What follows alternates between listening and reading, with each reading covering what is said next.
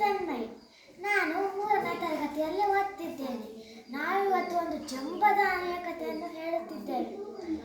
ಒಂದು ಕಾಡಿನಲ್ಲಿ ಆನೆಯೊಂದು ಸಿಕ್ಕ ಪ್ರಾಣಿಗಳನ್ನು ಕೊಲ್ಲುತ್ತಿತ್ತು.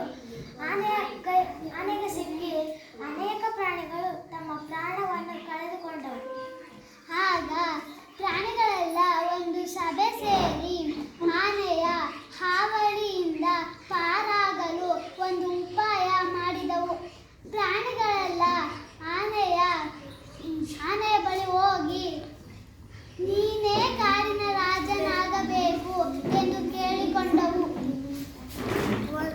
ಆನೆ ಒಪ್ಪಿತು. ಮೊದಲೇ ಒಂದು ಸ್ಥಳದಲ್ಲಿ ಕೆಸರಿನ ದೊಡ್ಡ ಹೊಂಡವನ್ನು ಮಾಡಿದ್ದವು. ಆ ಹೊಂಡದ ಮೇಲೆ ಮರದ ರೆಂಬೆ ಕೊಂಬೆಗಳನ್ನೆಲ್ಲ ಹಾಕಿ ಮರೆ ಮಾಡಿದ್ದವು. ಆನೆಯನ್ನು ಮರದಿಂದ ಸಿಂಹಾಸನವನ್ನು ಆನೆಯನ್ನು ಪಟ್ಟಾಭಿಷೇಕಕ್ಕಾಗಿ ಕರೆತಂದವು. ಪ್ರಾಣಿಗಳ ಈ ತಂತ್ರ ಆನೆಯು ಆ ಸ್ಥಳಕ್ಕೆ ಹೋಯಿತು. ಮುಚ್ಚುತ್ತಿದ್ದ ಕೆಸರನ ಹೊಂಡದಲ್ಲಿ ಆನೆಯು ಬಿದ್ದಿತ್ತು.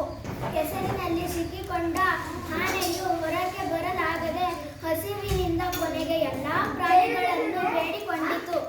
ನನ್ನನ್ನು ಉಳಿಸಿ, ನಾನು ಎಂದಿಗೂ ತೊಂದರೆ ಕೊಡುವುದಿಲ್ಲ ಎಂದು ಮಾತು ಕೊಟ್ಟಿತು. ಎಲ್ಲಾ ಪ್ರಾಣಿಗಳು ಸೇರಿ ಆನೆಯನ್ನು